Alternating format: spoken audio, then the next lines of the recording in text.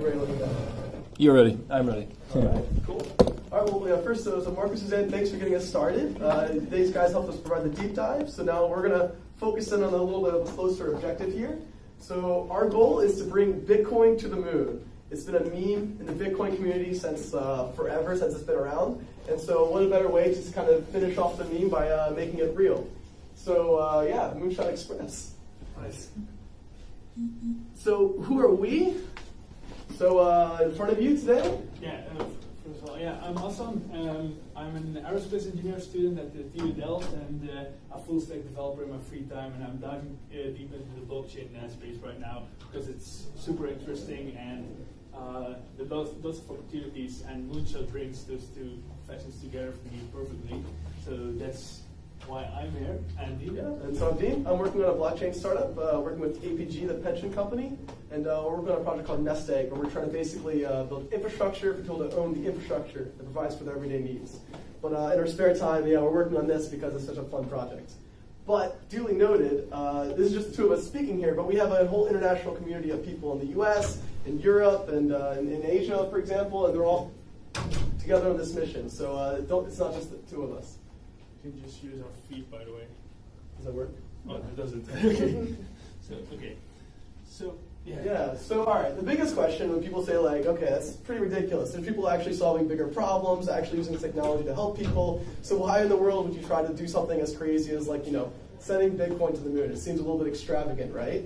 But we think this actually has a greater idea behind it, a greater mission. We have a few memes we've kind of made, as you can see, of the idea of like decentralizing the space race. So bringing this kind of huge objective towards all of humanity and making it really approachable. Yeah, and there are lots of benefits of doing this, but we're going to talk about two of them. First of all, if there's a wallet on the moon where everyone can send money to, and the worth of the wallet increases over time because there's more and more money in the cryptocurrency market. You can see in a graph that the wallet worth on the moon will increase, and because new developments in the space technology sector with SpaceX and Blue Origin, and also ULA doing really cool stuff with decreasing the cost of going to the moon by building reusable rockets and that kind of stuff. You can see the price of launching a rocket to the moon will go down, and at some point, those two things will intersect, and that's where the magic happens. Then it's actually worth going to the moon and grabbing that wallet, private key, and actually having a positive sum of money after the mission. So at some point, there's going to be a treasure chest on the moon, and it's just a matter of time before some lucky cryptonaut decides to say, you know what, today I want to be a millionaire. And then they take their rocket and their crew to actually go and seize that internet treasure. And at that point, it will be a reasonable business decision to do so. So this obviously brings, so to continue the final reason of the why, we always say is that this is a new era of humanity. So beforehand, to do something like this task, you needed nation states, or as we see with Elon Musk, a giant corporation. But the thing is that this whole technology, right, we're building things that anyone can kind of get started and pull the pieces from other people's efforts to build things that were never possible before. And so this world already exists. We already live in this new era of humanity, and it's simply time to let people realize that. Yeah. And so by doing a mission like this, we're putting a mark in human history to say, this is the era of humanity now, or the era of decentralization, and these strategies work. If anyone gives you crap or any haters, you can just be like, well, if you think Bitcoin's not going to make it, it's on the moon. So we chose to do this project because there's literally nothing harder than rocket science, and if we can do that with a new way of how humanity will work, we can do anything. It's a statement that we're trying to make with putting a wallet on the moon. And doing so inspire all these new people to use this technology to do the cool things. Okay. So then the biggest question is, cool, great pitch, but how? How is that even remotely possible? And so you might be having some people who are hating you, and fun names. Right. Yeah, people that do space emissions. All right. So there's we identified 3 bottlenecks that once we get over these bottlenecks, we moon. So the idea is that we can simplify these problems down so that it's really easy to get people to work on the problems that they're most specialized in. So here's the 3. The first one is the key pair problem. So this objective is a little bit tricky. The idea is, how do you actually generate a private key that's attached to a known public key that everyone knows is the Moon wallet, but the private key is not on Earth. And then you know for sure that this private key is not on Earth, and the only way to get it is on the Moon. That's the only way the incentives work, but it's actually a really interesting problem because there's not a lot of ways of actually generating a private public key pair in which no one knows the private key, but you know the private key is up there and it's attached to a known public key. So it's this little bit of a paradox that we're trying to overcome. Yeah, and there's two ways of thinking about this. The first one is with, like yesterday we had a talk about ZK, Snorks, and how Zcash did their initial approving of the whole system. With the 40 people that go together with a ceremony, and if one of them destroys their piece of code, then everybody knows, okay, this system is secure, like a ceremony on Earth. We could do that and send like essentially a piece of titanium with the private key etched to it to space. But then a lot of other problems come along, like the machine that produces like engraves the private key into the like titanium plate. It knows the private key, and so we really want the only way to find out the private key to go on the Moon and actually grab it.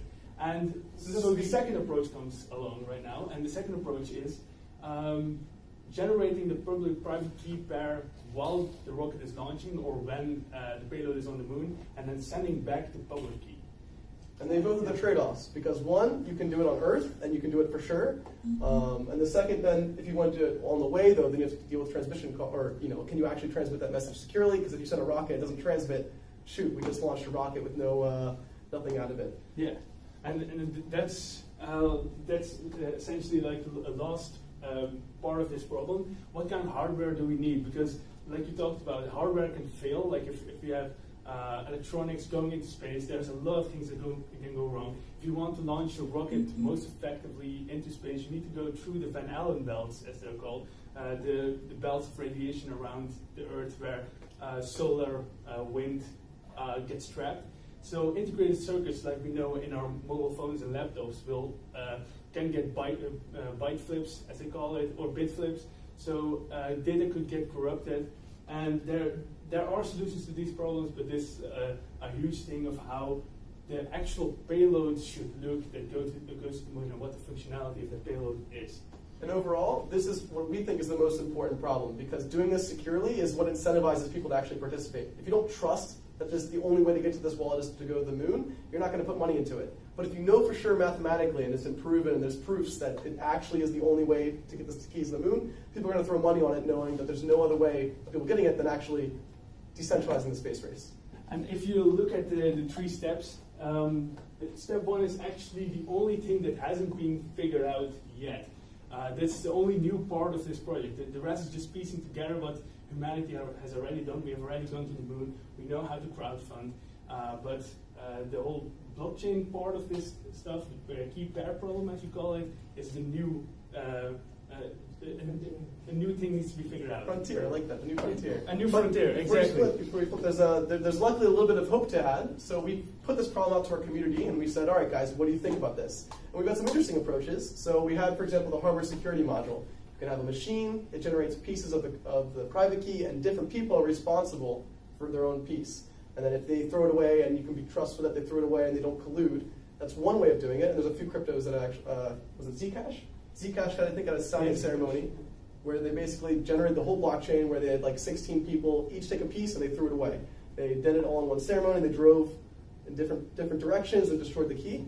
Yeah, we could find like big people in the blockchain or space industry to do that. For example, Elon Musk and people that Luckily, that'd be nice. That's actually the only one I want on board. Elon Musk, please.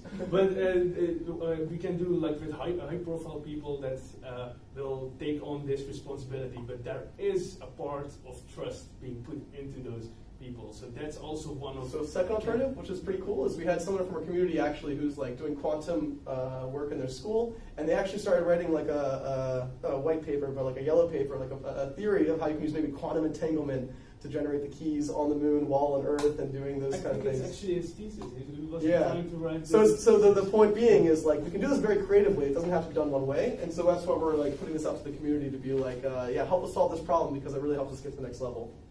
But 2, okay, find the rocket. Yeah, that's really easy because they grow in the forest, right? It's actually not, but yeah, I've wrote a Medium article on it. You can look it up if you go to the Moonshot Express and Medium. There are a few options of finding a rocket. Yeah. There are a few options.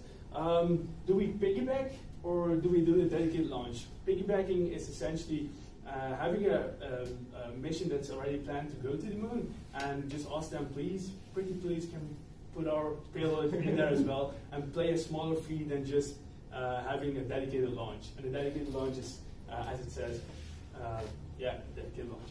So piggybacking, we did some research, and you can find this in the Medium article. It's about 5 million if you want to do it. If you want to do a dedicated launch, it's 65 million US dollars, and that's a big difference. Yes. How big is the payload? So that depends on the hardware, but it shouldn't be more than. Well, what's nice is most payloads, when they talk about this and people are saying they're going to do moon turnkey payload delivery, the minimum amount is always a kilogram. And the private key solution would be much less than a kilogram. So not necessarily. If you get into a consortium with some other companies that are also piggybacking something less than a kilo, you can get there. yeah, Exactly. So we could maybe even drastically bring it down, but to be conservative and to have at least a conservative approach to doing this, we say at least 1 kilogram, at least so that way we can do it independently. Which costs $1 million if you send it with, for example, the German company called PT Scientists. Yeah, Is that the case? Yeah. I'm not kidding. Yeah. All right, let's talk about this. That's great. And also, yeah, a great idea of like having a consortium of people that want to piggyback and building it all together and then sending it to the moon. And that's also part of it. I mean, like, because we don't know all the options available. You know, we've done our research, but for example, we hope that other people out there are going to have like, well, you this 5, but I know this one other option is much cheaper, and that only helps us get there a bit faster. So, thanks for the suggestion. Let's pull it together. All right. Yeah. So this is what we just talked about. So the very last one is the crowdfund. So, I mean, you know, in the age of crypto, ICOs are crazy. People are raising money for like every which thing. But there's a little bit of a tricky part with this because how do we do an ICO to raise, $1 million at minimum, let's say, without any financial benefit? We can make a coin like Moon Rocks, for example, but then what's the actual incentive to buy it? Normally in cryptos you buy so you can have this crazy upswing later on. But we're literally just kind of raising money to throw a rocket to the moon. And there's not really any return financial basis on that. So we're going to have to create some kind of other either grassroots marketing campaign, for example, or other ways of getting people to join in. One idea that we had, for example, is to get the creativity going, is that we thought maybe we could, if anyone knows the $1 Million website, where this one person made a website, each pixel was $1, and he sold each pixel for $1, and advertisers and other people would write their name in by buying pixels. We thought, wouldn't that be cool if you could buy moon rocks, and then let's say you etch pieces of your name into the rocket by using these moon rocks. And that could be maybe a nice way of putting your name into history. But we came across the problem that you maybe can't etch a rocket because it might affect the aerodynamics and whatnot. So we're still thinking. Edge the wallet. Sorry? That's another case, like a You don't want plaque. to edge the rocket, you want to edge the device. Right, and that could be a way as well. So maybe making a plaque that goes up there with it, that could work as well. Second, if we raise this much money, who's actually going to be the group that's going to take the money and then appropriately spend it on the correct pieces? Because you don't want to just give this money to someone who's going to buy a Lambo, and I don't want to be responsible completely and get hacked and then everyone hates me. So actually controlling how this money is spent and the way it's doled out is really important. And also the legal aspect of it, like That comes into play. Yeah, that comes into play. Like, what happens if money is lost? How is it insured? Who is the money? Who decides when to spend the money, and who is actually the owner of the money? And because we're not incorporated, it's a community project. It's owned by all, and everyone can just jump in. That's also one of the things we need to talk to lawyers about. Yeah, exactly. Or if any of you have any better ideas. Okay. You have a better idea. Have you been in contact with the Moon Village Association? No.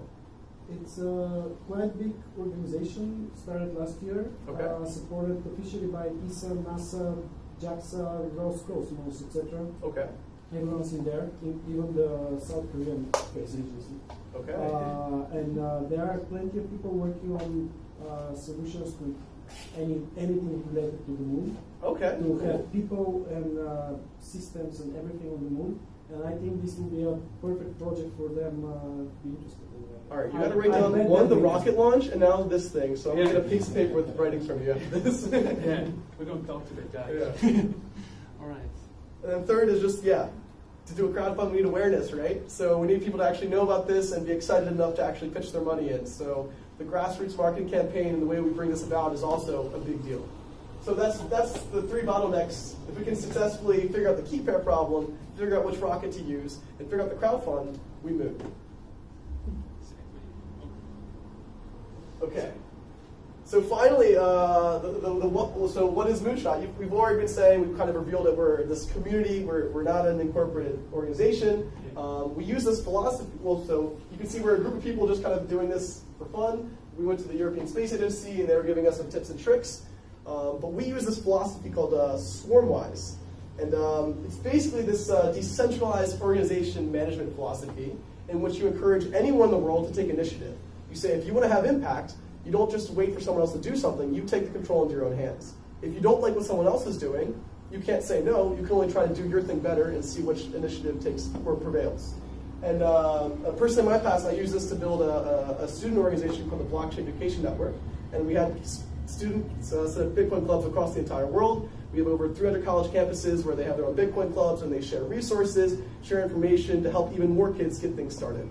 And so we want to use these kind of management philosophies to get people excited and get people joining and feel like this is your initiative, it's not ours. We're just here pitching and talking and looking nice and getting you excited. But this really is an initiative where everyone's getting involved and helping us answer questions and finding out all the things that we can't do alone. So we have a proof of concept at the Blockchain Education Network, and now we're taking it to the next level to actually launch a rocket to the moon. It's a little bit harder. And there's like a little Easter egg. So we actually went to the Groningen Blockchain Hackathon about a month ago, and we brought around this cardboard cutout where they had actually your face and going to the moon. And we had a bunch of people to take the picture, put it on Snapchat and Instagram of everyone going to the moon. And we think these ideas are a really good way of getting people excited, even if it's cheeky. So to bring it back, this is a new era of human history. We're doing things we're breaking things, we're building new things, we're getting people more empowered than they've ever been before. And it's time to lead the way. And then we have a nice, meme video. We choose to go to the moon in this decade and do the other things, not because they are easy, but because they are hard. Because that goal will serve to organize and measure the best of our energies and skills. Because that challenge is one that we're willing to accept. Power of Bitcoin. Bitcoin hits a new high. We talked about Bitcoin. A lot of people out there are fanatics. The moon is the limit. It's going to $1 million. You might take 10% and put it in Bitcoin. If people have got lots of Bitcoins and they want to go to space. If people have got lots of Bitcoins and they want to go to space.